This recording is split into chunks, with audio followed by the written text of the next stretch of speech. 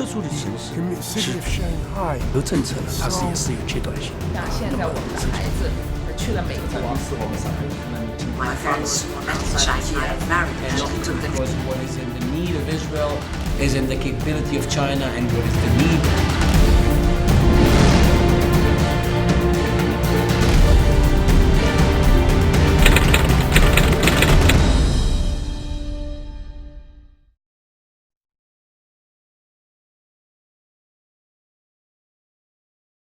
What makes you fascinated by the Jewish migration to Harbin?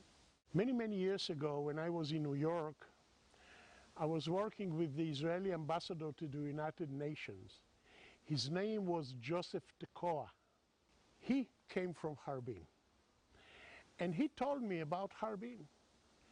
At that time, I never heard of Harbin, and I didn't exactly know where it was. But then when I came here, when I came to Harbin, I fell in love immediately, instantly, with the history of the place.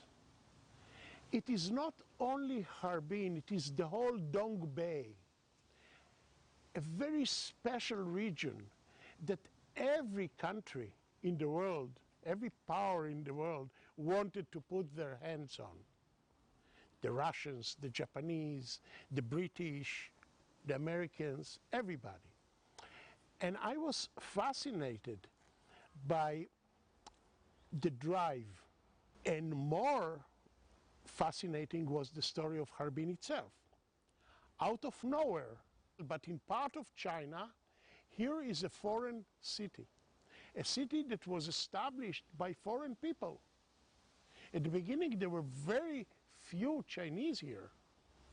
I've started asking questions, and in order to get answers, you have to do research. So immediately after I came here, I started doing research.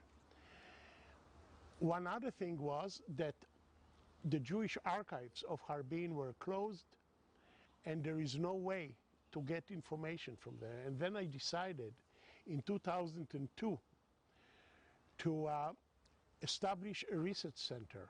This research center, called the Sino-Israel Research and Study Center, is now very famous not only in China but around the world. And as I've said, many scholars come to conduct research here. And what I've done was I was able and very fortunate to be in touch with hundreds of families, Jewish families that had roots in Harbin. And they contributed to our research center not only photographs, but also documents and memoirs and anything that you can think of. And today we have hundreds of thousands of historical photographs of the city of Harbin and of the families that lived here. And you can look at the photographs and you can construct the whole story. We have documents and evidences of life of people here. All this makes a scholar who is very curious person like me quite interested in this. And I can say that when I look back at my life, and although I'm only 18 years old, you know, but I look back at my life and I say the most productive life I've had so far were these 14 years in Harbin. I've published books here.